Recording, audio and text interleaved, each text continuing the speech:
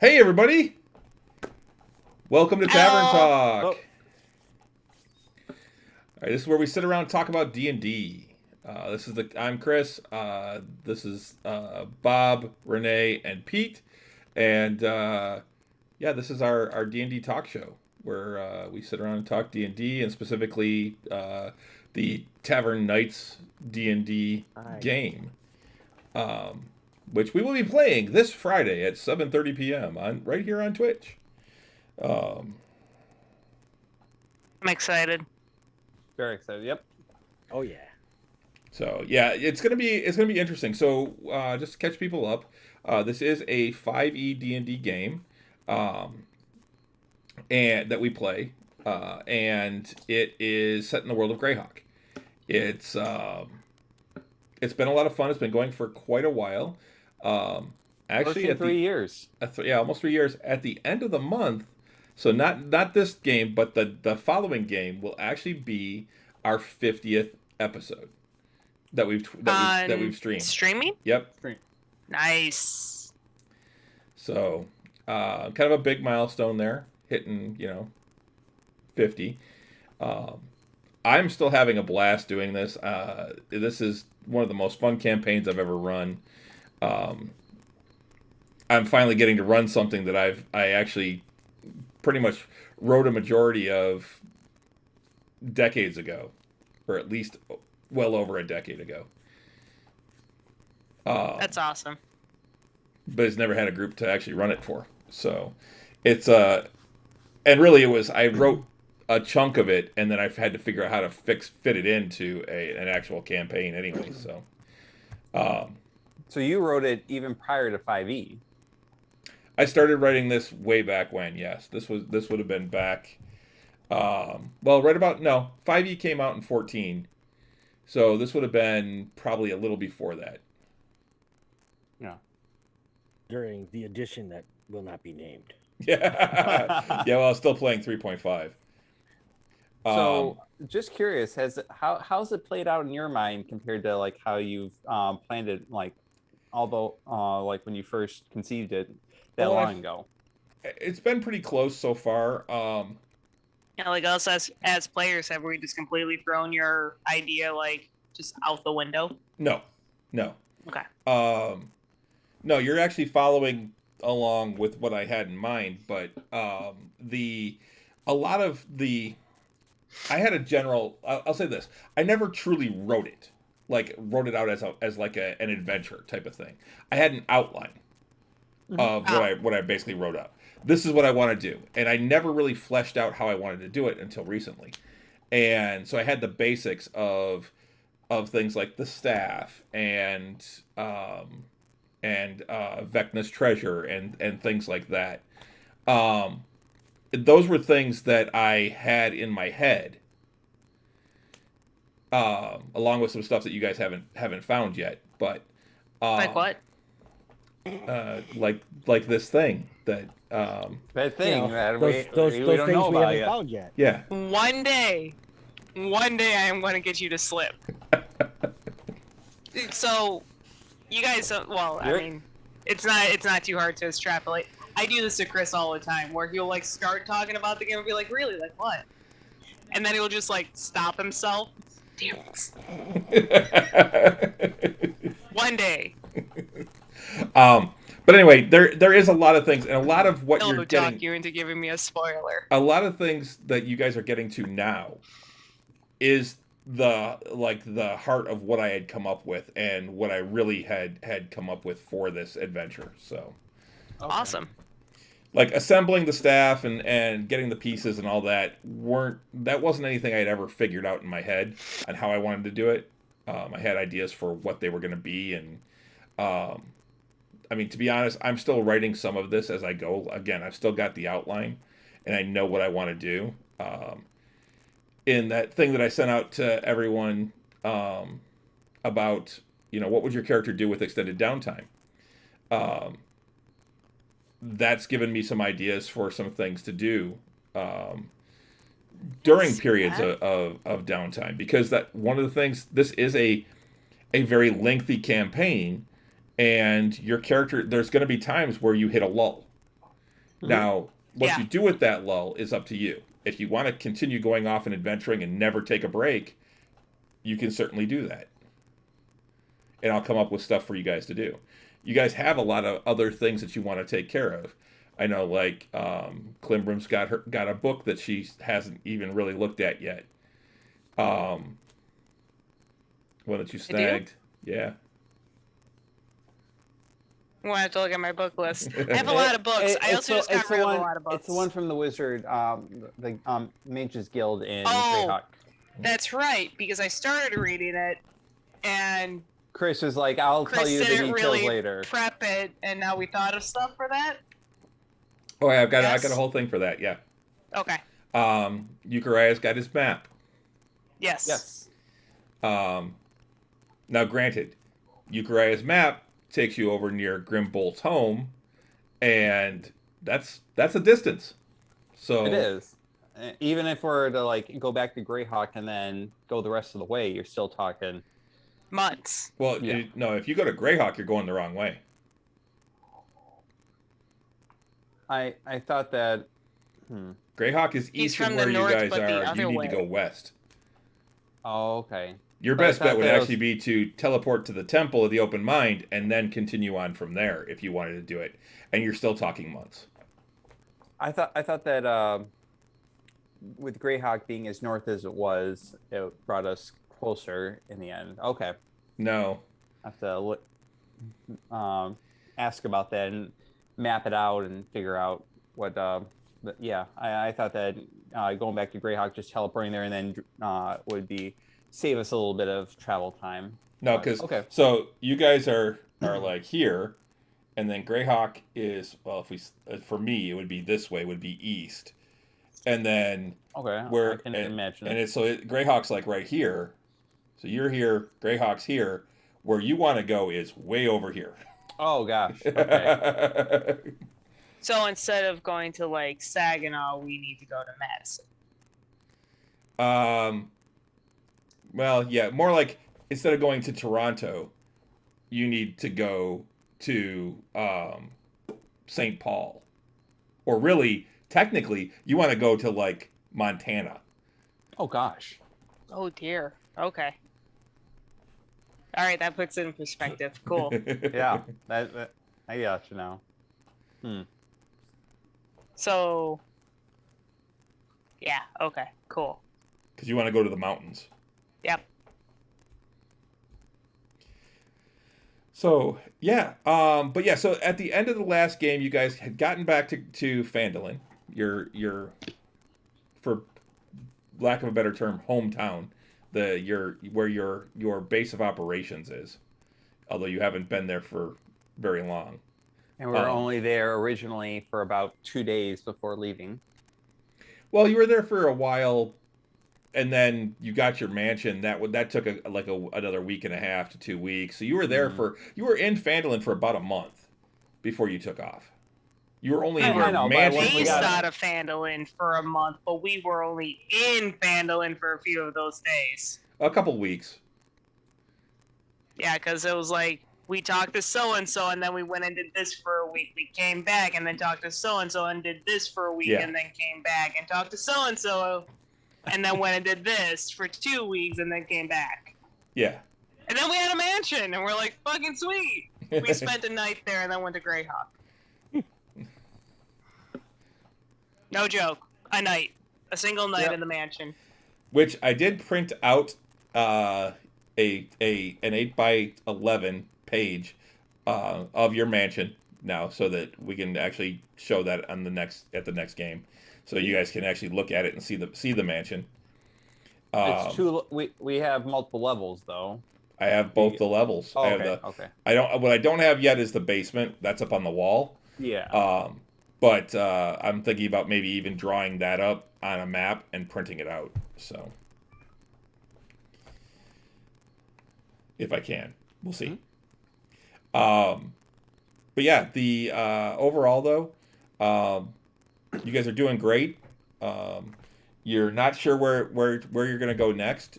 You've got all 3 pieces you were looking for of the staff, and now Raslim's trying to figure out how to put the staff together. Yeah. And Bob, I will try to make a better effort on actually role playing things instead of just doing the cheap way of explain it to him and actually like role play out some stuff. Yeah, that's one of the Because things. Well, it's myself, Pete, and Rich are all newer players. Yeah, we've been playing for 3 years now, but at the same time, we've only been playing for 3 years. And this is your first game. It's your only game. Yeah. Yeah. But like, so the entirety of the 2 weeks after our game, because I spent so much time in the car, a good proportion of that is me thinking about how I could have role played things better. Especially like when we were in Havenhill with my family.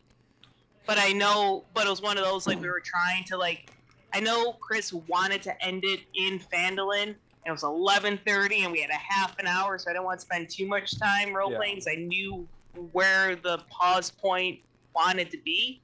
But that doesn't matter. Don't worry about where you think I expect the pause point to be.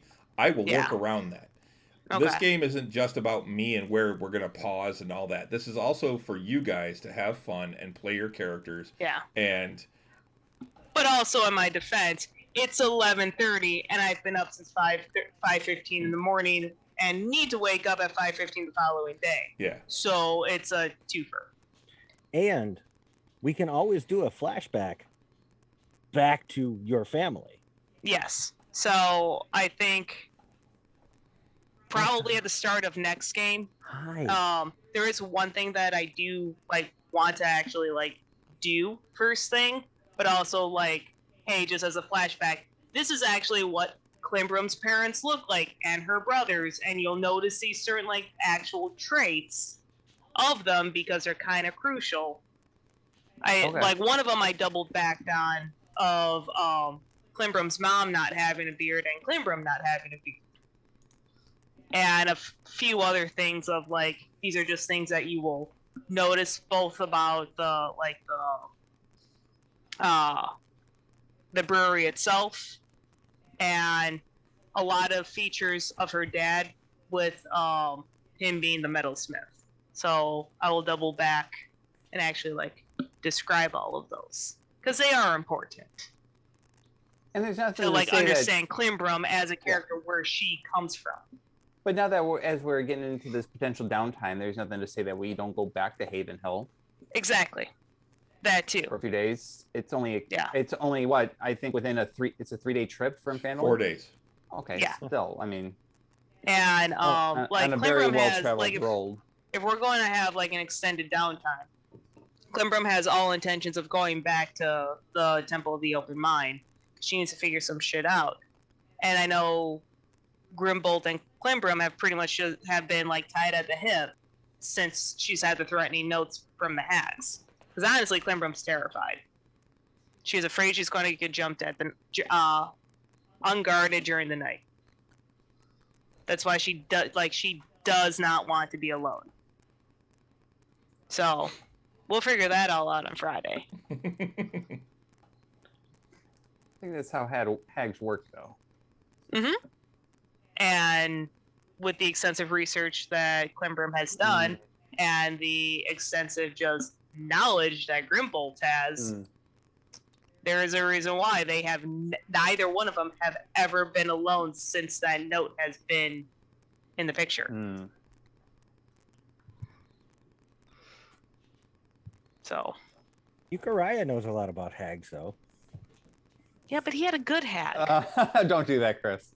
And actually, like, honestly, no. Euchariah doesn't. He does not. He does not. He has no idea anything about him. He found out the same time we all did.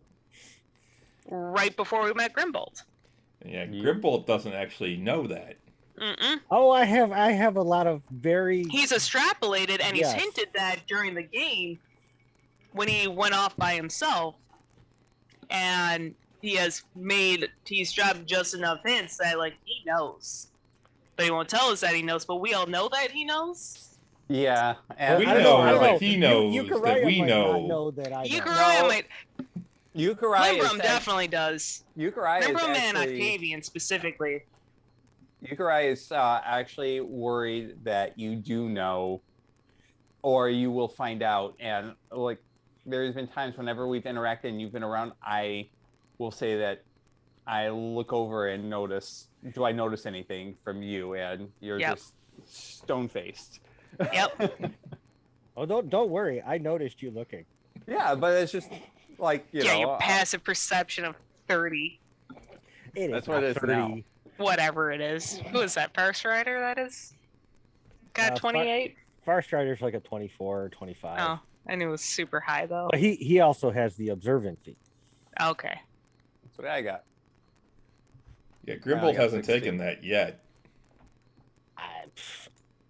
I have so many plans. I don't know which ones I'm going with. I'm just trying. I have the basic layout of what I want to do with him, but the details I'm trying to let the story fill them in as we go. Because that's kind of how I make my characters.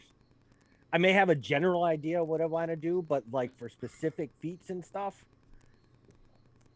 it all kind of fits with the story. Yeah.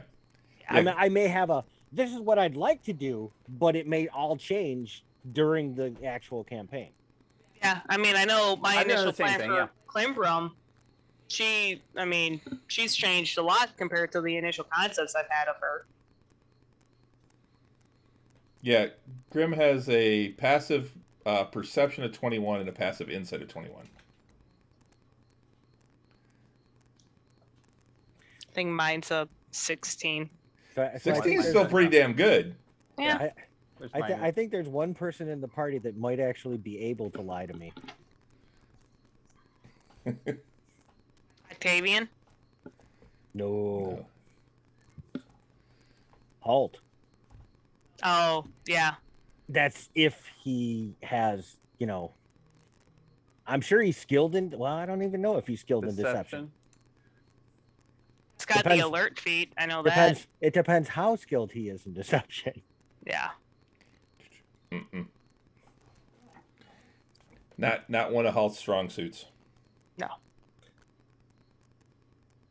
Nope, can't be surprised. No, but not terribly observant. But Bob, the way that you're talking about, like, as the game progresses, like, how does that impact your character? I was the same way, like, when we first started, like, at level 4, and when we got, like, our first, like, either ability score bump or feats, I, as a halfling, always, loving to re-roll those ones, for example. I was actually thinking, like, what would just just like a cleric would want to have, like, a 20 in wisdom. I would want to have a 20 in intelligence, but instead of going directly for that right from the very beginning, I was like, I'm having a lot of fun with the whole being able to re-roll natural ones when I need to. And, I was asking Chris, like, anything from Xanathar's guide was acceptable. And, I went and purposely chose, like, a feat because I felt like my character was just, lucky without, like, knowing that he was lucky. And it's like, it would be fun if I could actually give that back to the entire party. So that's where I took the Bountiful Luck feat rather than taking a bump up to my intelligence. Because I was always, like, as we've always talked before, going more on concept characters rather than trying to maximize them to make them as strong as possible. I wanted to extend the benefit that I had as my race to everyone, and it's been a lot of fun, especially when it's like, oh, they're outside of that 30 feet, or are they within it? And there's like, is there a disturbance in the force? I love, like, how it's like become like its own thing. Because it's become part of the concept of the character and the party as well. Same thing with the observant feat, with, like, how much that, like, my character does investigation rolls and that. What I really love is that you have the observant feat, but Pete does not have the observant feat. Because there's a lot of times you're like, oh, I rolled a natural 1. Crickets. Yeah, we're all like, I rolled a natural 1. Yep. Well, sometimes people don't even announce it, and they and I have to. No, usually I say it. Is there a disturbance in the force? Yeah. You don't even mention you have a natural 1. You just say, is there a disturbance? Yep. Yeah, the other thing is that means that, so yeah, you can do that, but that also leaves you vulnerable because it means you can't cast shield. You Yep, you don't have a reaction. You don't have a reaction after that. Yeah. Yeah, well, even like what you were saying, Pete, like I ended up putting one of my lowest stats in wisdom. Granted, I didn't know how to really build characters or any of that. Like, I didn't realize the math game behind it, but it's mostly because I was going off of a concept instead of min-maxing. I did not realize how detrimental putting one of my lowest stats in wisdom would be to me. But boy, it's made things interesting. Mm-hmm. Yeah. But also because of that, I've spent all of the ability bonuses that we've been given boosting stats instead of taking feats. Because there's not a lot of feats that actually bump up wisdom. Because, like, Dex, I knew I needed to put I put my second highest stat in Dex. No, actually, my highest stat in Dex and my second highest in Constitution. Because I'm a dwarf, I got +1 in con, so they ended up being the same. And, yeah, I really love how my second ability bonus I just never fucking saved for 2 levels. Oh gosh, that's right. You've been playing with a disadvantage, literally, for the last, 9 months? 2 levels, yeah. For a year. Yep. And D&D Beyond has been trying tried to tell telling you. Try telling me. There's a little blue exclamation point next to my name for a long time. I'll just ignore that. Yeah, Sometimes I'm just that's pretty. just something I don't need to know. I like to consider myself a semi-intelligent individual. But sometimes I am just pretty. Can't even blame it on you dyeing your hair because you didn't go blonde. No. Nope. No, instead apparently I'm a swamp witch. Which is cool in its own right, so. But yeah, no, the next ability bonus, I have full intentions of taking Sentinel because Climbrum and Renee are pissed that so many people get away. Oh. So many. So many. Yeah. So many. And they'll just start misty stepping or shadow stepping or something, and it'll be like, yeah, your movement's 0. Oh yeah, but I can still do this. Beep beep. Another Fucking monk shadow magic steps. users. You're not a magic user, and you can do that. Yeah, I know. In the right conditions. Yeah, that's the thing. I am super limited on my environment. Not super limited. What's you the can matter? still do it in dim. Oh, the dogs are doing something weird. So Trevor's head is missing. It's in the couch. Oh gosh. Do you need to go rescue him? I don't think he's not exhibiting any distress. Did one of his bones go down between the cushions or something? It must have. Like he Kind popped of his head sounds like out. it. Or he was just like, hey, what's in here? Yeah. Oh, look, it keeps going. Welcome back. I can stick my head in here. Wee. Anyway, I am. I look over. It's just a dog butt in the air and no head. Yeah. But I'm really looking forward to seeing what you guys do this week. Getting back into some things. I'm hoping to put a little bit of stuff in there just to give you something to do, whether it's even if it's a simple little quick fight. Yeah, I was just about to ask you, do you expect the next couple of sessions, or at least this immediate session, to be more roleplay heavy? It's probably still two gonna roleplay heavy games. It's still gonna probably be kind of roleplay heavy, depending on what you guys do. I know you talked about wanting to go to Wayback Cave. Well, we're pretty much there. I think we're that's right. now. That was We're the just outside. That's right. We're Yeah, just outside of it. That's so right. You we're guys there, had gone there. That's right. You went there, and that's where but we left got it in off. late, so we just hunkered down, and it's now the following morning. Yeah. I think we're going to try and assist with getting like the water and the. Oh, that's right. You were talking about that because wheels. you had already talked with what's his name? I'm blanking at his name. The dwarf. Not Sildar, the other one. Sildar's the human. Yep. Starts with a G. Gundren. Gundren, yeah. I'm like, it starts with a G, goddammit. Gundren. Yeah, you'd already been talking with Gundren, and because Rich was talking about doing Stone shape, yeah. Stone shape over a few days. Yeah, stone shape for a day, and then we were going to peace out. Yeah. Just to kind of help That's right, things along, because since that way we can get the forge up a little bit sooner to help them along, essentially. yeah, and then Klimbrim was drinking at the bar and not getting drunk on dwarven whiskey, and she's very perturbed. That's right. Yeah. But so then after that, we'll probably head straight back to Phandalin. I think we're just checking in just to see what the overall status was, since it's the first time in nearly 2.5, 3 months since we've been back, and just seeing where they're at and letting them know that we're back in town for the time being, and where we can help out with it, or if they've had any problems, for all we know. But it seems like it's bustling. There could have been more flaming skulls that we need to clear out. Oh, yeah. You want to fight another flame skull? I think we can. Yeah, now I think it'd be fine. Yukari It'd be can way handle easier that. than last time. Yukari can handle that green dragon on his own, I'm sure. All right, that's it. There's the challenge. Okay. Yukari heads off the Thunderstrike by himself You're to take wondering on what the Green Dragon. You're wondering what I want to do in my downtime. You guys just sit back and watch Yukari get poisoned. Oh, hey, I can help with that. I can't help you. Yeah, we'll just be like, ooh, Ooh. ah. Think we should help? No, yeah. He's fine. He's got it.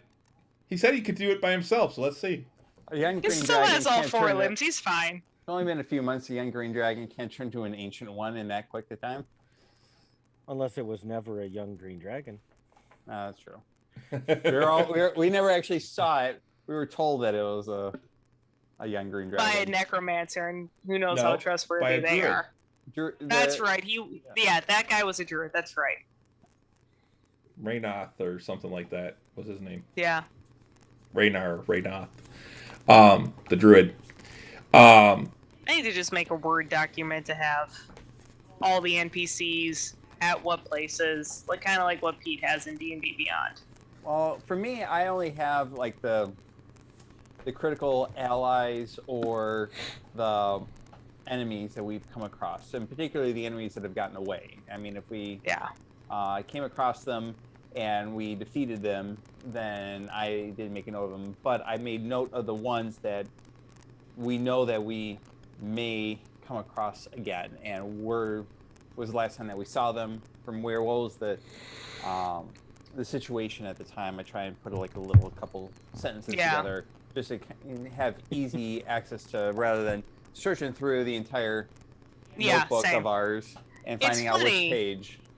Because I do that in the other campaign, but I don't do it in this one. And I think it's probably because I'm inventory master of this campaign. It's the only thing I can think of. In the other campaign too, it's online, so you have places where you can keep notes easier. It being digital makes it infinitely easier. On a completely unrelated note, Pete, why do you have zinc on your shirt? Bazinga. Nice. Okay, I only saw zinc. Yeah, you only see the bazinga. Okay, thank you. This is like that little thing from last time that you were asking about. Yeah. Yep. Renee gets. Oh, look, shiny. So distracted. I'm sorry. Squirrel. Okay, there's zinc. Okay, so there's barium, zinc, and gallium. Yeah. Don't know what those have to do together because they're all metals and they wouldn't combine. Oh, bazinga. Okay. Yay, science. Hello, Trevor. Nurtured. Yes, I do get distracted. I'm sorry. But yes, you guys have several things that you can do, or you may have some time that you can spend to take off. So it'll be We shall find out. Yeah, well, it is completely up to you. It's funny because so myself, Pete, and Rich all had like a small family reunion on our dad's side on Saturday. Mhm. And of course, all we talked about was D&D. Pretty much. And on Friday, Rich and Becky and the girls came over, and Rich and I talked D&D most of that time too. So we're kind of bouncing off ideas. I think one of the big things that we've kind of came to a consensus between the three of us for sure is like we need to step away from trying to locate Phelan and Lauka at this point. We've spent so much time and resources, like just knowing the fact, like, you know, it's that whole, like, you don't want to metagame, but because you know that the characters aren't coming back, and maybe they'll, you know, Ian and Sydney will come back for a one-off to like close out their characters, but like knowing the fact, like, our characters want to find their friends, but knowing that as players, they're not coming back, and trying to find that balance, and how much time and effort have we gone into trying to scry on them and commune on them and like communicate with them and finding, like, you know. Yeah, it was the same when Bennick left. Bennick wasn't kidnapped, but like Bennick just upped and left on us, like in game. Not in real life, but in game. But where Bennick, like, he left of his own accord, and sure we were worried about him, but we kind of trusted that he was okay on his own. He was a seasoned vet that can handle himself. Where Phelan and Lauka, we actively knew they were taken. Yeah. And trying to, like, you know, we can keep pursuing it, but I felt like, you know, we've been putting so much time and resources in there that it's just not meant to be there yet in the storyline. And well, it's not that you're giving up. It's just we have no leads. We're worrying about the artifact right now, and trying to worry about that as the most important thing. Yeah. And keeping tabs on them to make sure they're still alive and that they're okay for you know. That's another thing. But yes, trying to track them down and stuff. Yeah, maybe you do want to take some time away, but that's up to you guys. I know you've made it pretty fucking hard to find them, Chris. What's the name of the city? City of Secrets. What's this whole campaign been based around? Drow and secrets. Phelan's just watch. Phelan's going to be the big baddie in the end, and it's going to like God, for that would all be of us. amazing. But not a new. This is haunting him of secrets. We can't give the DM any ideas. Excuse me a minute. You didn't, while I write this down. find me, and they turned. Squid say haunting him is pretty awesome. The player's paranoia, giving the DM ideas. Like, I hadn't thought of that. Oh yeah, that's a good one. Let me make some notes. But even Rich was mentioning, like, before, like, you know, like with some of his clerical abilities, he can. I don't think it's commune. Between commune and I think there's like another one, the divine interventions, that he can, like, with downtime, he can constantly spam it every single day until eventually he gets hopefully a success and gets the answer from you, Chris. But you know, he doesn't want to go that route. That doesn't seem the proper route to go about it. So like we were kind of talking, like, you know, it's just best to probably, at this point in time, we know that they're safe from the last that we know, rather than constantly trying to find them and do all this research and cast spells as best that we can. We need to take a step away from that and just kind of go about things naturally about our lives until we get a new lead elsewhere. Yeah. Well, and you got your boy Varix that you're trying to track down as well. Who's gone away from us twice. That makes you even Clunroom even madder. The fact that it was a two timer. Yep. Everyone else got away just once. Yep. And then you've got, let's see, Graynor. Which one was Graynor? The Orcus guy. You weren't there for him. Oh, yeah. Yeah, that's the other thing. Like, we stumbled upon this whole, like, Orcus occult thing, and that was just a blip, and we haven't seen anything of it since. So that's going to come around again. But that was in a very particular area. That was in Stonetooth, I believe, which is in the It was. Right? It was. Yep, in the Pomarsh, yep. But still, like, we had that little blurb. So, on top of all of this BS with the drow, someone's trying to bring back fucking Orcus. Or at least was worshipping him. Or is at least worshipping Orcus. That's the thing. Somebody's always trying to bring back Orcus. Always. And the fact that, like, again, not the meta game, but, like, I live with the DM, and I see what he prints, and he's painting Orcus. Which looks really badass, by the way. But you're painting Orcus. Why? Because he's a cool model, and I want to display him. It is a really sweet model. He wants to display him on the battle map. On the battlefield. Worry more when he prints up Ayuz. Hasn't done that yet.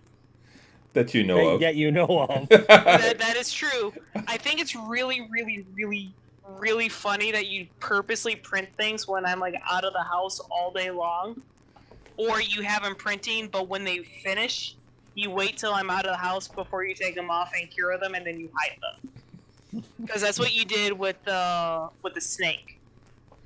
And a couple other things. I printed it. I think I printed it when you were gone, but it was never hidden. It was just over there on the shelves. You just never saw it. Well, I'm not going to, like, come down in my own basement and be like, okay, what's added? What's new over here? Yeah, no. Like, frankly, the way I look at this corner, this is DM's corner, and I try not to speak too much. Like, I feel bad enough that, like, you have your DM screen here, and, like an asshole, I roll your D20s and I try to put my old curses on them. Wait, so that's why your dice roll so badly? Mine roll fairly average. I will say the last 2 games they've been pretty They've been stinkers. I will admit that. Because when you try to curse somebody else's dice, quite often it rebounds. It comes back to you threefold. Yeah, I know. I know the rules of magic. Oh, this has anything to do with magic. This is the dice magic. It's all magic. Comes back to you threefold. You got Glassstaff out there somewhere still. Clickety clack math rocks. Yes. That Glassstaff was the original baddie that. Yeah, where the fuck did he go? He just completely bounced and. Oh, he'll pop up. I'm sure he will. Probably, linked up with the hags or something. Well, so Glassstaff was the boss of Varrix's boss, right? No, Glassstaff and Varrix both reported to the Black Spider. That's what it is. Okay. So they were like equals. Okay. I couldn't remember if Glassstaff was like the head honcho and the spider and Varrix both reported to Glassstaff, or if it was the other way around. No, so. And Glassstaff is human. I think so. Yes. Yes. Yeah. So Glassstaff and Varrix are, were more like, I think, the lieutenants to the Black Spider. We took out the Black Spider no problem. No. You took out the Black Spider. I mean, like. We started the battle. That's right. I punched a spider.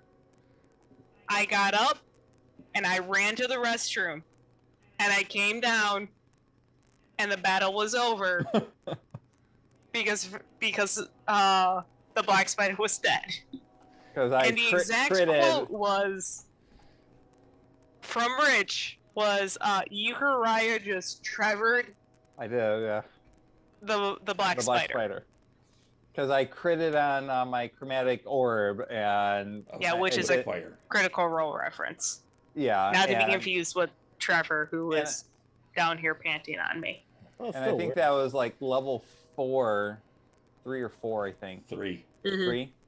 So, you know, it was like, I don't know, like 35 points of damage, I think, which for 3rd level was pretty darn it was huge big back then. Yeah. That was before like that was Fireball. pre-stream. It was, yeah. Yeah. It was just Yeah. prior to the stream. So we were letting you guys get your feet wet before we went on the stream. Which I'm glad that Yeah. we did. That we did that for what, about 10, 11 months, almost a year before we started actually streaming. Yeah, But we, well, also pandemic yeah, we kind of hit a kind weird of place after. slowed just- things down, and we had to go all virtual as well. Yeah, which actually helped us get started, I think. It wasn't great. I definitely prefer being around the table to being virtual. There's just something about being in the same room and feeding off of each other and the Absolutely. emotions. You can do that a lot more than when we're like this. Because I mean, even like this, it's nice talking with you guys, but it's not the same as if we're all in the same room talking. Yeah. But we have to purposely wait till one person's done speaking before we can speak. Otherwise, it turns into a jumbled mess. Right. Which, yeah, around the table, that happens too. Especially like when something exciting is happening, like myself and Alexandra will have a little side conversation, and like Pete will reach up and smack the camera. Yeah. he will smack the camera. Yeah. Octavian and Grimbold have their little thing. Marikaris is drawing. Marikaris is just off in the corner drawing like an art kid. And it's like, I don't know how. So I have the bad habit of like never going back and actually watching our streams. So I don't know how like all of that just ambient noise comes through. But like, I feel at the very least we've gotten a lot better about if a specific individual is talking or if something is happening, we are good at the very least of quieting down to make that person the focus. So that way Well- their voice comes through the best. Most of the time, we are very good at having, if it's a non-character conversation, we're good at whispering very quietly. Yeah, absolutely. Yeah. If it's an in-character thing that is just kind of going on with, like Rich and I, you know, Octavian and Grimbold talking, we will just kind of just talk back and forth, but it's actually our characters talking. Yeah. So you Yeah. can still understand what we're saying, but we're not overpowering who the focus is actually on at the moment. Yeah. It's If like somebody background else is, conversation. like turning combat. Yeah. Yeah, I kind of want to go back and watch this last one, which it is now up on YouTube. I've already got it up. I actually caught I up started today. watching it. I started watching it a little earlier. But I kind of want to go back and watch it just to see the one section where you guys go to Noblin's because of Renee Oh my talking god, you about did it. such a good job. Seriously, Yep, Chris. absolutely. Yes, you did. You had a literal conversation with yourself. Wait. No, he had a conversation as two characters to each other, Yeah. and one of them was also talking to himself. Yes. You're right. You're right. Because the one character Yeah. was actually carrying on 3 conversations with us, his partner, and himself. His own internal monologue Yes. of solving the problem. It was awesome. I'm glad You did thought such so. a good job. I'm glad. Because yeah, even at the end of the game or the following morning, you brought that up. I'm like, you did a great job. Yeah, You- absolutely. Oh Well, my goodness. I didn't realize. I only have conversations like that with myself when I'm alone in the car for 6 hours. Long drives. Yeah. See, for me, I wasn't thinking about that at the time, and really, I didn't even realize what I had done. I don't even think you knew that you had different pantomimes between the characters. Like, not Noblin. Marlo, Marlo and Fogey. Fogey. Marlo and Fogey had to, like, you pantomimed both of them, but they had distinctly different hand motions and how they thought. It was awesome. You need to go back and watch yourself. It was great. It really was. It seemed it came very natural to you to be able to distinguish between those characters and not get tripped up on your own, which it just shows the skill that you're actually which, you know, just like us that have grown, I feel like over the last 3 years, like that just shows the skill that you've had at the DM by doing it this much over the last 3 years. I think also being able to, like, I'm not sure if you've done, like, before this streaming and before Critical Role became a big thing, if it was normal for doing voices and nuances. That's actually a really good question for both Bob and Chris. Was that a common Since thing? you guys have been playing for so long, was that a thing for you guys? Not to the extent, I don't think, that it is now. People would try and do voices for their characters sometimes, but for the most part, it wasn't. It was. Was it more like, you would just my talk character as yourself. does this? There was a lot of that, but there was also a lot of just talking as your character too. Okay. Yeah. So, like, I would talk, but I wouldn't go, "Hey, matey, you know, this is my character talking now." You know, it wasn't anything like that. It was just, "Hey, Grimbolt, why don't we go hit that thing over there, and then we'll circle around and do this." It was more just speaking in your normal voice. Yeah. Even Wish the that NPCs, is for the most part, Clembrum's always voice. had single voices. I mean, it was even if you talked as a, I mean, if you were talking as a, if I would be talking as a woman, I might, you know, raise the pitch of my voice, but that was about it. Or soften it a little bit, but yeah, that might be just it. It was the groups we were in, and because did you ever game with Joe Nardi, Chris? Yes, I did. Okay, because he would always try to do a little bit of voices and stuff. But yeah, that was pretty much the only DM that I've ever done with, other than going to like Gen Con or something, that would try to do a whole lot of voices. But I like doing it. I enjoy it. That's right. my God. That I feel like you've like really gotten really good over, like, the more that you've done it over the last 3 years, your talent has really shown. When you came out with that just Southern draw, that threw all of us off guard, because one, I mean, granted, you lived in Kentucky. Oh, you're talking for about 7 years. Jarvie? Whoever it was, just howdy y'all. Yeah. And it just came so natural, it threw us all off guard. And I would say it's an easier accent for you because you lived in Kentucky for 7 years and you know the cadence.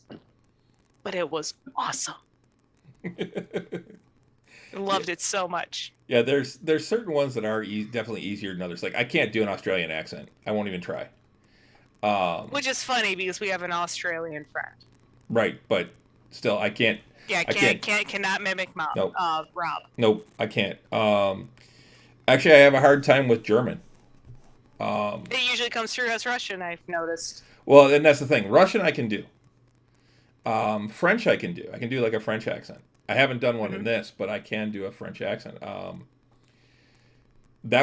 actually played a French-ish character in EverQuest, which was funny because I used to type out French, like a French accent in English. Like, I would actually type it out as an accent. Oh God, you're an OG nerd. I love it so much. That's why the drow, you made more of the French inspired language, and you're able to, where all of us are struggling to say that particular, like, City of Secrets in the native language, it just flows off of your tongue so much easier than us. Well, in his defense, he dated someone who spoke French for a long time too. Yeah. Which, we are German. We have a guttural language. We have an accent that just sounds like we're angry all the time whenever we speak. You say "I love you" and it sounds angry. Yes. Sounds like you're yelling all the time. Ausgezeichnet. I have no idea what you said, so. Excellent. Oh. Wow, excellent is that long? Ausgezeichnet, yeah. So my biggest issue is when I don't take enough notes to actually know how a character, an NPC that you've already met, talked. That bothers me because I don't want to change it, but I know that I have at times because I don't remember. Yeah, you accidentally did that with Raslam. Yeah. Well, which sometimes it's like, oh well, Euchariah, send a message to this random person that we haven't talked to in so long, and then it's putting you on the spot like, we're trying to contact, like, oh, we're deciding to teleport over to here. Who is that one person that we contacted before, a year and a half ago? And it was some minor NPC that I had no intention of ever using again. Yeah, and on top of it, it's the, like, in-game, it's only been weeks, but in reality, it's been literal months, sometimes years, between these characters. So, like, there was the one time, like, Perrin's original accent got switched at one point. Yeah, and then you reminded me what it was, and I went back and read it, and I went, oh, yeah. Yeah, you need the sloth from Zootopia. Even though I've never seen the movie, I've seen those clips. And that's exactly how, like, in my mind as Renee, like, that's how I envision it. Climbrum's the rabbit, and Perrin's the sloth. And just, Climbrum's just like, get it out. I love Perrin. Climbrum is warming up to Perrin. Because in her defense, she's met the man once. Yeah. And she has just been told to, like, your life is in his hands. Okay. Well, no, he's your contact. He's He's your handler. Yeah, he's my guardian. Yeah. Because every whisper has a guardian. Okay. But honestly, Chris, I think that, like, a lot of us don't recall that particular voice or accent, unless if, I could see, like, where you would get bothered if it was, like, a major side character, like Raslam. Or... Yeah, when I messed Raslam up, I was pissed. Yeah. Well, that I can understand, but if it's, like, honestly, like, a minor character of, like, one particular person at a pub... Do not worry about that at all. Like, go ahead. A random city. Don't worry about that. Like, I honestly think that it's not something that you need to, like, concern yourself with. I can see, like, I would be bothered, if I were, to do it as a major side character. But even then, like, I think that we're just appreciative of the amount of effort they actually go through, even if it is slightly off. Like, we don't remember. I don't recall the exact, one, unless if we're talking to them on a daily basis, like in every single game. We all play the same characters week in and week out, and none of us bother to give them accents. Yeah, you're the one who's doing all the work, so we're appreciative of what you do. So do not put yourself with the up... exception of Russ, who is a trained actor. Mm-hmm. Well, I don't know if he's trained, but he's... He's been doing it long enough. He's been in actual movies. I mean, they're F-listed movies. I don't know. F may be a little high for All's Fair in Love. Well, he's not in that one. He's been in other. He hasn't been in All Fair in Love. He's in some shitty vampire flick. That doesn't narrow it down any. The guy who directed it, I used to work with. Yeah, he's I've seen that one, and actually, it's better than for being the type of film that it is. It's better than it came from someplace else. That's for sure. Well, that's not saying much either. Yeah. So he's done dinner theater and stuff like that, but yeah. The movie that Russ is in, I actually used to work with I believe the script writer and the director, and I worked the night that they actually had their premiere in one of the smallest theaters at AMC, and they brought in a literal coffin in a hearse. Really? Yeah. Oh, it's been after my time at the theater. I don't recall that. I would have heard of it. Yeah, you were not there. And it was one of those, I'm just like, so first of all, I legit had all of these vampires buying movie tickets from me, and like, no joke, it had just hit dusk, and a bunch of fucking vampires appeared, and then two different hearses showed up, and one of them pulled out a goddamn coffin, and they brought it into the theater. I'm just like, what is happening? Cannot remember the movie to save my life. Well, there was one. It was a pandemic movie, and I think that might be that one where it was a blood disease that was causing vampirism, and Russ was like a doctor. No, that wasn't the pandemic one, because that was the one when I still worked at the movie theater way before the pandemic. But yeah, he's literally reading the script off the computer. No, I mean, it was. I'm not saying it was part of the. It was during the pandemic. Oh, okay. I'm saying it was a pandemic that was causing. But not during the pandemic. Yeah, right. It was a blood disease that was causing vampirism. Correct. It's that movie. Okay, then I was there that night.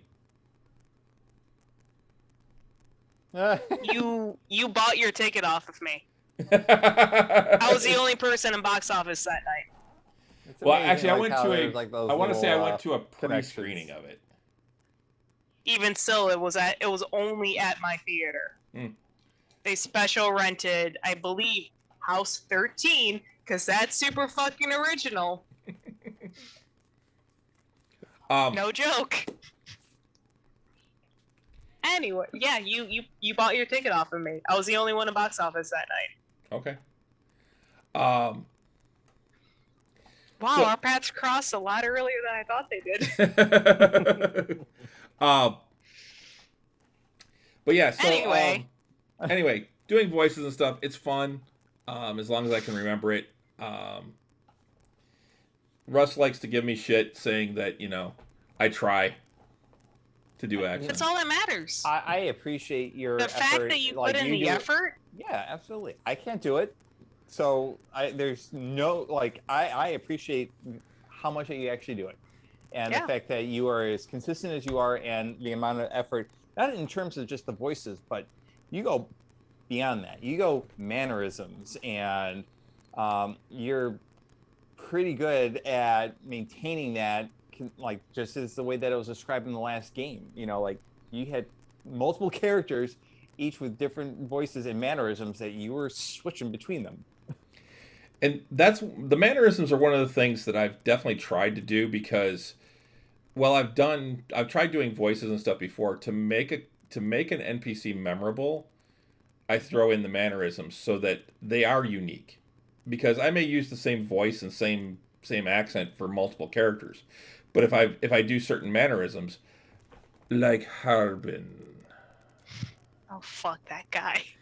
When he was always doing this and just talked like this, exactly. I might use this voice for someone else, but I may not do the finger steepling thing. And so, as someone who loves you with their whole heart, I had never so badly wanted to punch you in the face. And you weren't even there. Yeah, my character wasn't even in the room during that. Glimmer just so happened to have stayed outside. But you're adding that whole ordeal. You're adding that layer of depth to your NPCs, and that is really great. So, I've even tried doing things like stroking beards and stuff with Gundren before. I know, and even though I don't have one, I would. Yeah, we know exactly what you're portraying, in character, as you usually describe the character, and then you do that. So we pick up on that, and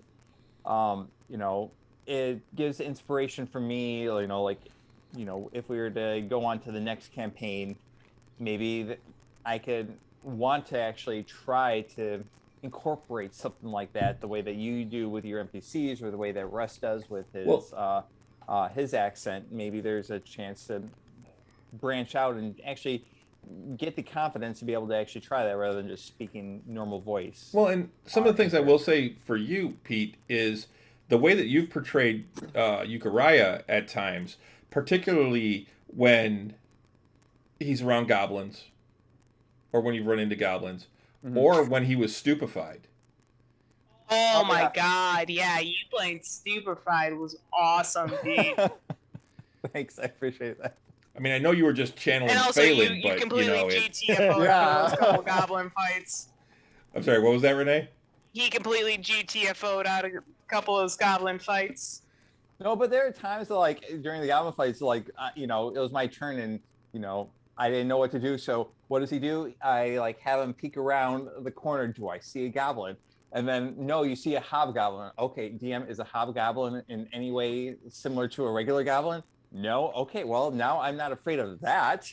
Even though it's probably scarier, I'm not afraid of that. It's a 6-foot goblin is what it is. Yeah, but it's not what I'm envisioning. So I was okay with going after that thing. So and then you dropped the ceiling on yourself. I feel like Octavian's a lot more clumsy than Uriah. I mean, he just falls down pits. Yeah, I feel like he's done that a lot more than I have. But I got Featherfall now to take care of that. But I have to say that it was a lot of fun. Being like my stupefied version of, like, you know, having an intelligence of like 3 and having to do, like, you know, basically just exist. Yeah. Patty cake. Yeah, that was awesome. I personally haven't had to do a heavy role play like that. Not yet, at least. And that kind of came, you know, that came out of nowhere. At least with the Goblin, that was like a well-established character flaw, and, you know, part of, like, when Chris and I originally created the concept of Uriah. That whole stupefied thing was just because, like, okay, well, we have this, like, really cool robe. Who wants it? And then you all convinced me to put it on, and then all of a sudden I was an idiot. Yep. We all thought it was a super awesome robe. I know. Hey, Uriah thought it was a super awesome robe too. But I already had one, so I was wondering, like, does anyone else want it? Something, because I had, like, the spell resistance one on already. So I was actually, like, saying, like, oh, you know, Octavian, why don't you take this one? So it easily could have been Octavian or someone else that actually had to go through that. But we decided to switch up all of our items. You had the robe of scintillating colors. Yeah. I did not have that on originally. I had the mantle of spell resistance on, which I gave to... Which is different than a robe, though. Yeah, it's a mantle. But I had 3 items. And Octavian only had 1, I think, maybe 2. But I know that we swapped it, where I gave up what I had to give to Octavian, and I think that's what he has, is now the he has the spell resistance one, because that's what Clem also has. Okay. So I originally had that. I gave it to Octavian, and then I took that one robe we thought was cool, but wasn't. And then I put on the robe of scintillating colors after that. But we were like, gotcha. You know, it could have easily been to someone else that had to, you know, an intelligence. Oh man, thank goodness it didn't go to our cleric, because then we all would have been fucked. I was honestly at the time pushing it for it to go to Octavian, because I think he only had like 1 magic item attuned to him, and I had 3. So I'm like, why don't you take this one? So I was trying to actually give it to him, because he could. I thought that he could use it, but we swapped our magic items up during like a short rest during that time, and then all of a sudden it changed up everything, and we had to leave and get that all fixed up. Hey, can you fix our wizard? Yeah. A wizard. All right, so I know a couple of you are interested in, if you have extended downtime, to learn a new skill or a language. And just so that you guys know what it is, just to refresh, I do have a house rule for learning a skill, tool, or knowledge or language. And it's based on, the cost is based on your current proficiency bonus. So in your cases, it would be 200 gold pieces per week of training. And the base training time is 10 weeks. And then you get to subtract your character's intelligence bonus from that.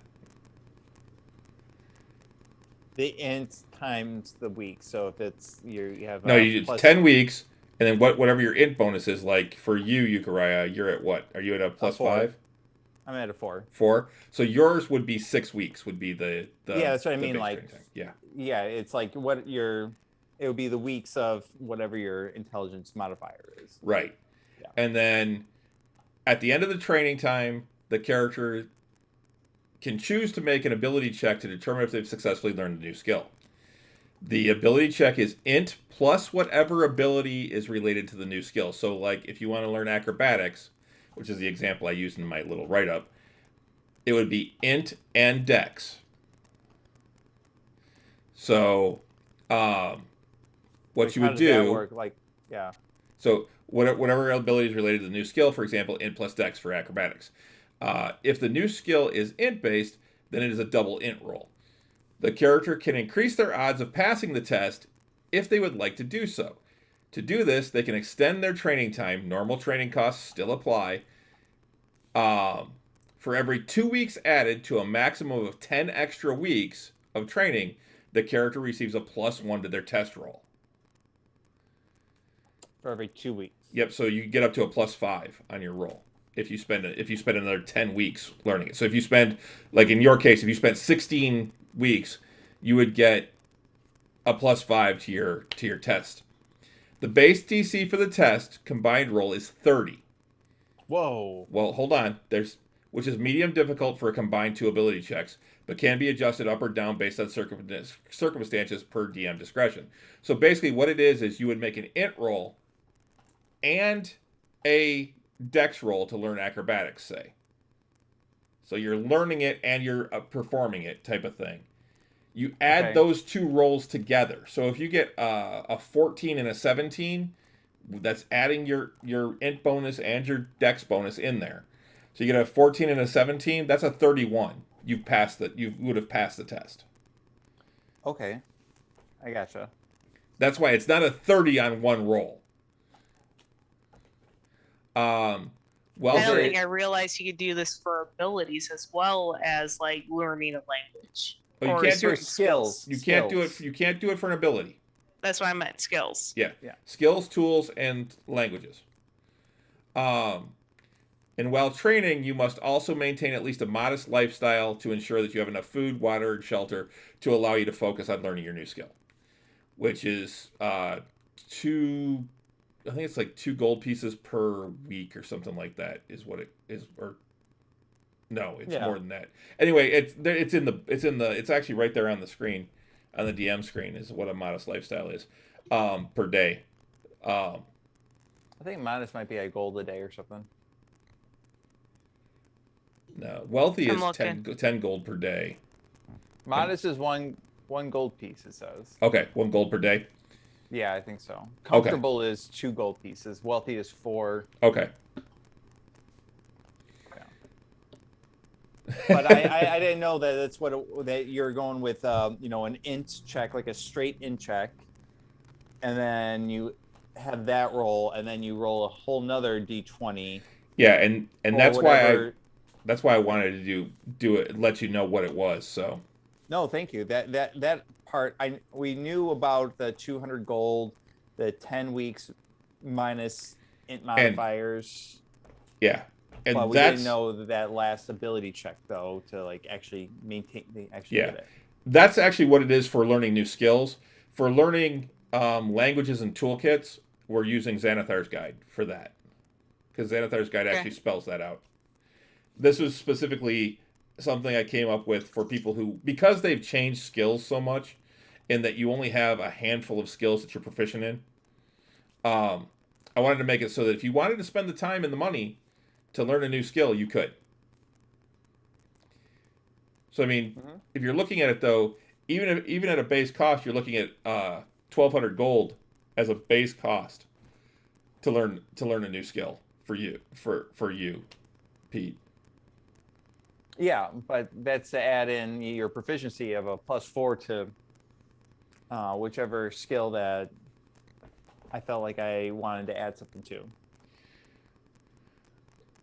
Yes, because it's about gaining proficiency. Yes, you would gain proficiency in it. So yes, you would get a +4 in whatever skill that is. Yeah. which it would still carry over once you get a proficiency of 5. Mm-hmm. Once you're proficient in it, you don't have to worry about doing additional training. Correct. Right? Okay. So, no, that's cool. Yeah, like I said, the other ones, I'm not even sure. I don't remember what the rules are for learning a new language and stuff. They're similar because I based these off language of. or tool is at least 10 work weeks, 25 gold per work week, and you could have complications. I got it open right now. Yeah, so that's what I based it on that. That's why I went with the 10 weeks. And the reason I made it different was because with a skill, it really can affect game mechanics. So I wanted to make it so that it did cost you something to do it. I mean, that makes sense.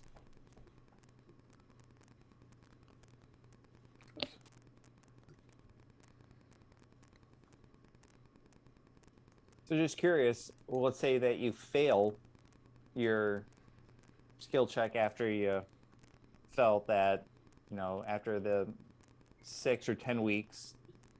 I think that you said that you have like an additional role that you can continue on your training and nope. Oh, I thought you mentioned that. No, that's why you have to determine when you want to take your test. Ah, I gotcha. Okay. So if you want to take it after the end of 6 weeks, you don't get any bonus. You spend the least amount of money, but you don't get any bonuses. But if you fail, you're done. Yeah, that's the difference between a skill and the language or tool. Because the language or tool, there is no role. It is you spend the money, you spend the time, and at the end of however many weeks it is, according to your intelligence modifier, you know the language or you know the tool proficiency. The skill, you have to make the rolls, and if you fail the rolls, well, then you just spent a lot of money and took a lot of time and didn't learn the skill. Yeah. And now I might say you can start over again, but it would be in the full thing, and the difficulty would probably go up at that point.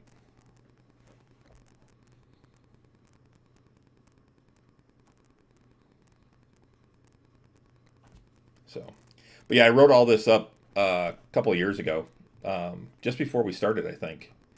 But yeah, I wrote up the whole thing and even gave multiple examples of how much it would cost, and everything like that. So to make sure I spelled it all out. And as of yet, no one's been able to actually take advantage of it. And that's one of the reasons why I want to give you guys a little bit of downtime to give you a chance. I mean, you're at level 10, so you're halfway through your adventuring career, really, with 20 being the maximum level. So I wanted to give you a chance to have a little bit of time to do something that you want to do. And our characters have effectively been going nonstop for months. For about 6 months at this point. Yeah. So you're going to be tired. It might be good for you to have a little bit of downtime and not necessarily relaxation, but just a refocus. Yeah, a breath. Yep. Oh, there it is. There's the training. I knew you had written it up in Roll20. Oh, did I? In the other campaign, but it's not in the latest version. It's in the old version. Oh, it didn't get transferred. No, but it's your whole write-up is in there under training in a new skill under house rules. Mm. Cool. Okay. I knew it was in there, and I was looking in the current Roll20, and it wasn't there. And I'm like, but I know it was in there. But yeah, so we should probably look at wrapping things up. It's getting close to 10. But at least Renee doesn't have to wake up tomorrow. So excited. Well, I mean, you have to wake up at some point, but not early. I don't have to wake up at 5:15. That's right. Like I've done for the last 12 days in a row. Oh, goodness. Yay. Well, that's the thing. So normally like, yeah, 12-day stretches fucking blow. They do. But this is my third time doing it since I've started at Eagle.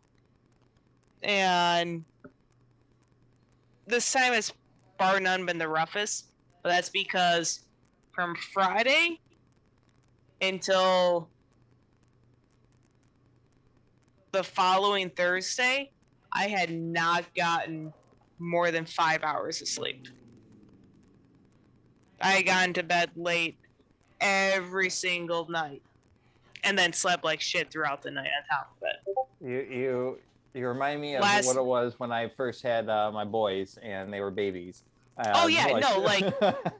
Parents with newborns totally used to that. Like, yeah, it sucks. You can relate to it.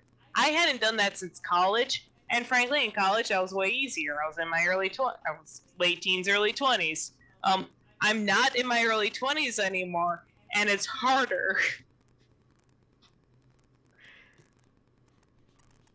Last night, the last 2 nights, I actually got full nights of sleep, and I was a lot better for the last 2 days of work.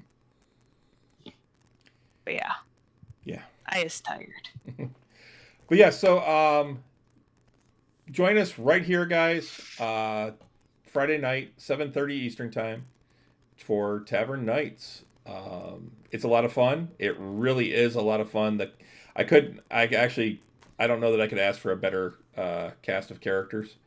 You guys have been fantastic. Thanks. I truly enjoy everything. I like seeing how, especially the newer players, how you guys have grown over the last couple of years, and seeing how Alexandra is growing now, because I mean, she's only been playing for a few months, and seeing her excitement now too. Like, she'll message me and be like, "We're playing this week, right?" And I'll be like, "Yeah," and she like sends me one of those little stickers of like the little dragon or whatever throwing dice everywhere, going, "Yay!" Yeah. She loves her dragon stickers. They're adorable. So, but yeah, I'm looking forward to it. We'll see where we go from here. I do have to go back and watch at least the end of the episode so that I know exactly where we were. Because, yeah, by the time we get done, sometimes I'm getting really tired and don't always remember everything the next day. I try and do write-ups, but... You wake up pretty early for work as well. What's that? You wake up pretty early for work as well. Yeah, but at least on Saturdays I don't have to get up. So this is true. I don't have to get up early. Oh, let me tell you, that Saturday after game is fucking rough. Yeah. But yeah, so yeah, Friday night. Russ and I will be back tomorrow. Russ wasn't able to make it tonight. He got home from work late, right about the time we were starting. And he's like, I need to get food and stuff. He said he might jump on for the end, but it's not looking like he's going to make it. So, but yeah, we'll be back tomorrow with our normal Nerds with Alcohol show. So much stuff to talk about. Holy shit. D20 or D23 or Disney Plus Day was this weekend, and holy shit. The announcements, the trailers that came out, so much stuff to talk about, so much stuff that looks so fucking cool. And then there's some rumors, some MCU rumors that are floating around now. There's all sorts of stuff. Queen Elizabeth passing, we'll talk about that, I'm sure. That's right, yeah. Because that was after. The woman was 96. Yeah. And then we've got other stuff to talk about too. Like now that after watching one of the newer, Renee and I were catching up on Harley Quinn, watching one of those episodes, I want to talk about that because I thought it was fucking hilarious. Which one was that one? I'm all caught up, so I'm curious. The one where she's in Bruce's mind. Oh my gosh! Yes. The running with the bomb. Yeah. Yeah. The one after that is also really good too, because of like what comes next after that. Yeah. Well, that's the thing. We want to see. We decided not to start that one because it would have run too close to this show. So. Okay. Yeah. Between the Easter eggs and frankly it was a deep episode amongst all of those like really funny Easter eggs. Oh yeah. Mm-hmm. It kind of was. Like childhood trauma, and like it was a deep episode. but it had a bunch of like funny Easter eggs in it. Like if you got them, like him running around with a bomb, like that's one of like the original scenes from I think the movie or well, it's not one of the show? original scenes from the movie, but it's from the '66 movie. Yeah. Yeah, of like sometimes you just can't get rid of a bomb. Yeah. Like, oh my god. Well, and then there's another scene afterwards that's also from the old TV show, and that's when the kid Bruce says something along the lines of I went through a weird phase. Yeah. And then the whole like the original introduction of Harley Quinn back in like the late 90s. Mm-hmm. Of like with Joker with like the makeup running down his face. Like that's the Joker I grew up with. I'm just like, that's awesome. Before you have your discussion tomorrow, I recommend watching the next episode because I really like that. The latest one. I think you're pretty much got one more episode left. Yeah. Okay. And I watched the other one just the other day, and I really like the way that a lot of things kind of got flip-flopped in terms of like, certain things that are like those that are good or evil, and like with what came about from there. So I think there's still one more episode left, but I like the way that things got kind of switched this time around in this last episode. That it's just a continuation from the one that you're just talking about, because it picks up right after that. So. Yeah, it would have to with the way that one ended. Yeah, and it's a really good one, I think. So I recommend watching it before you have your podcast tomorrow if you can. Yeah, and then there's there's also the House of the Dragon that I've been watching. I haven't watched this week's, but I've watched the first 3, and well, I'm not a Matt Smith fan. And I'm not. You never know what he's feeling because the man has no eyebrows. And I'm not crazy about him in House of the Dragon. I have to admit that this last episode was actually really good. He has no lines, but his acting in it is actually outstanding. That's the third one? We've only seen the first 2. But, I was mentioning it to Jamie the other day that I'm seeing like a lot of parallels between like the characters and their portrayals, like visually, and their, like we were saying before, like some of their more nuances or like their mannerisms are very similar to those in the original Game of Thrones series. Like you can kind of see like those that was like the Daenerys of the original show, and I don't know all the names yet of the new ones, but you can see like who each one is kind of almost like meant to represent or like be very close to. Even well, they're relatives, aren't they? Well, yeah, they're descendants, and you can see that. And I think that where they get those mannerisms from. I like that appreciation that they go into that level of detail to show like that family tie. Like even like the Highgarden family. You can see a lot of like similarities between the way that they behave and their just overall physical appearance. You can really see that connection between both shows, I feel. I still hate the way they do dragons, though. They look like snakes. I feel like for some reason it's a little bit more on the cartoony side on this one. Like there's more visual, like CGI versus practical effects. Yeah, the necks are way too long, and are they more like Asian-esque dragons? No, they're kind of like wyverns with snake-like necks. Yeah. That's weird. Because they don't have 4 limbs. I mean, they have 4 limbs, but whereas like a European their arms dragon, are attached to their wings. Yeah, their arms are attached to their wings, and they walk on their wings. But they're also extremely long and skinny, like snakes. So they're like snakes with they're not even lizards. They're like snakes with winged arms. Lizards. Well, yeah. It's a way that they also portray like how the neck actually moves and like how their head moves. Yeah, it's very snake-like. Well, if it's super long, that would be the natural morphology of it, though. Yeah, bio nerd. Hey, I told you how upset I was. I'm still upset about Star Trek. Because my science background is getting in the way of me enjoying science fiction.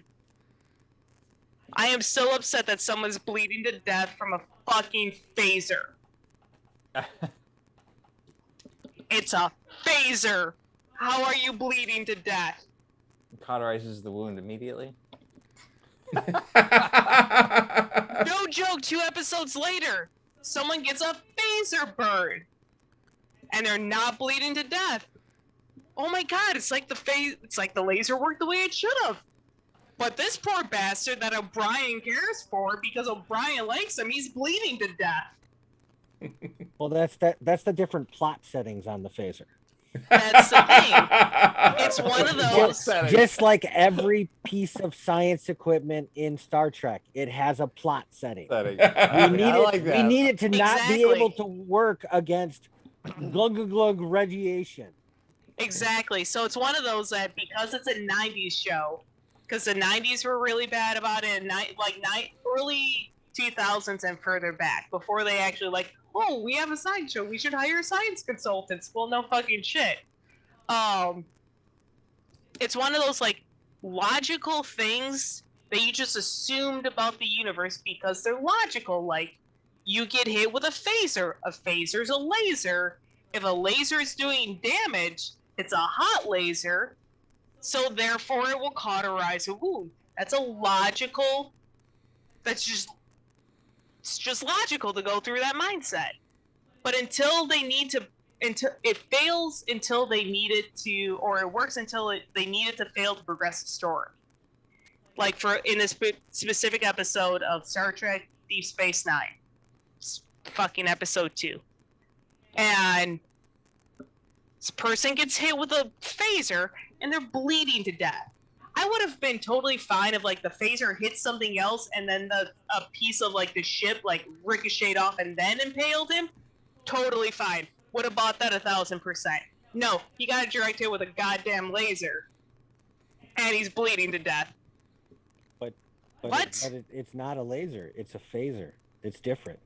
No, it's not. Oh yes, it is. Established. That's why they use a pH. No, it's established in Star Trek lore that they're lasers. They are power generated and they're hot. But like Bob said, burns. But like Bob said, they can be set between stun, kill, and plot. Kind of like so. Oh wait. I couldn't. Then so I finished this episode. I have another today. question. How are phasers different than Klingon disruptors? I don't know this Klingon disruptors quite as well. Okay, I was or I'm pretty sure a Klingon disruptor and the Romulans are like a burst of energy.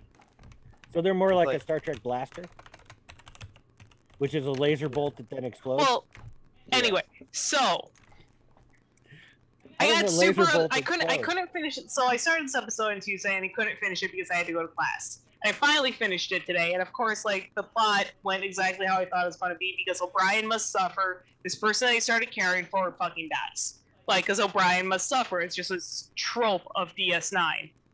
But I got so upset about this person bleeding to death from a phaser that I started thinking about it the entire trip to my aerial class. My 20-minute driver just kept gnawing at me. And it reminded me of, how upset I got in the first season of Buffy the Vampire Slayer. So, no spoilers. Well, it is a spoiler if you haven't seen the show. It's been 20 years. I don't feel bad if I spoil the first season for you because there are 6 other seasons. Of course she fucking lives. So, Buffy drowns at the end of season 1. And her boyfriend, who is a vampire, who has a soul, who regularly wakes up during his sleep cycles, hyperventilating because of his guilt, goes to administer CPR to Buffy. But he can't. He stops himself because he's like, I have no breath. Bitch, you're talking. You clearly have a working diaphragm. Wait. He can suck oxygen in, and it'll come back out as oxygen. Oh my gosh, he's left the mic. Yeah, you blew out your mic. He would be better at CPR because he wouldn't actually use the oxygen. Yes. What? And it's established in the whole season that he feels guilty, so he doesn't sleep well, and he wakes up hyperventilating 3 times before this. And all of a sudden, when your girlfriend fucking drowns, you can't give CPR. At the very least, do chest compressions. I'm so unnecessarily upset over it. It so bugs me. No, you just gotta move on. Just, when in doubt, a wizard did it. Just don't think about Star Trek transporters and everything they could do, but don't do. Don't even get me started. So according to what I just found, the Disruptor canon article states, according to the Star Trek Deep Space Nine technical manual, Disruptor weapons generally carry more energy than standard phaser weapons, but are more lacking in accuracy and fast discharge.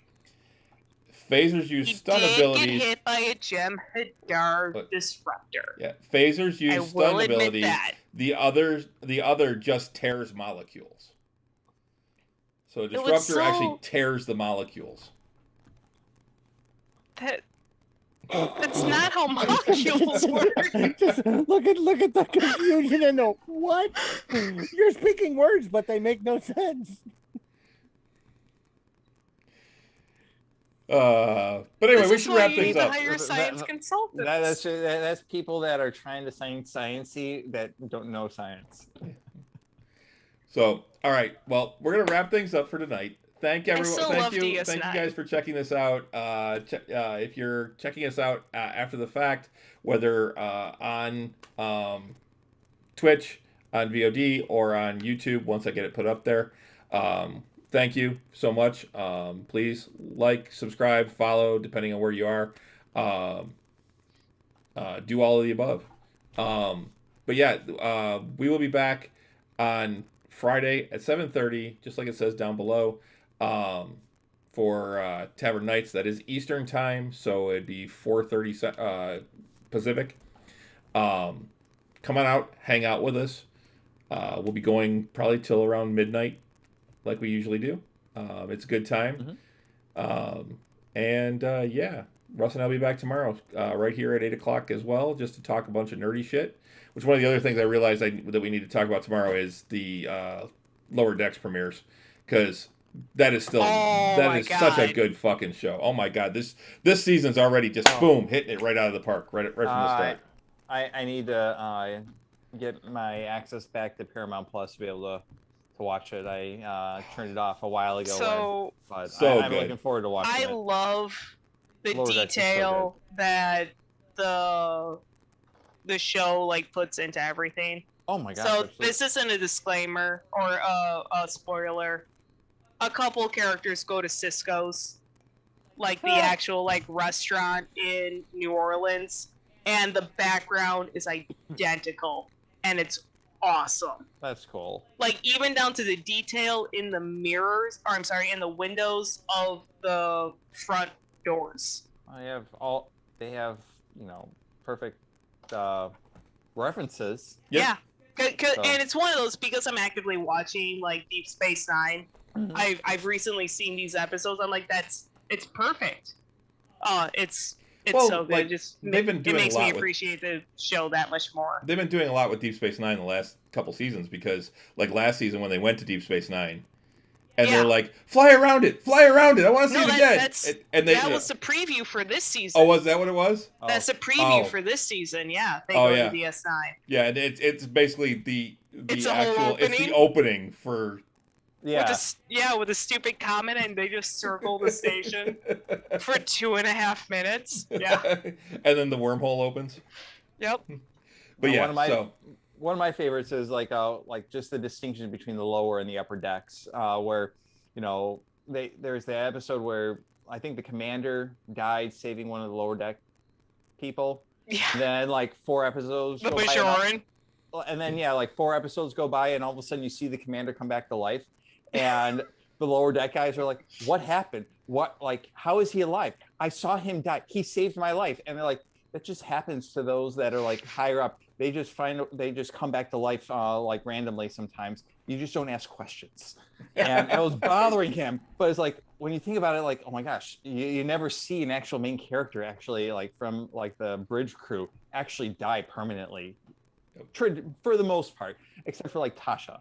Harry Kim technically died permanently. And Tasha came back too. And in a different way, right?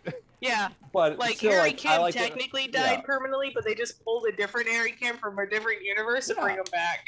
Exactly. And then they're like, I don't want to talk about it and get all emotional about it. It's like, that it just makes fun of the entire trope of what your show is all about. And you have 500 people on the ship, but only 20 know what actually happened. Those other 480 had a funeral for this person, and all of a sudden they're back on the ship, and you're like, the fuck? All right, we do have to wrap it up, guys. We're running long. So I will see you guys on Friday. Hope to see everybody. Come on out, hang out, talk in the chat. We're getting close to 50 episodes.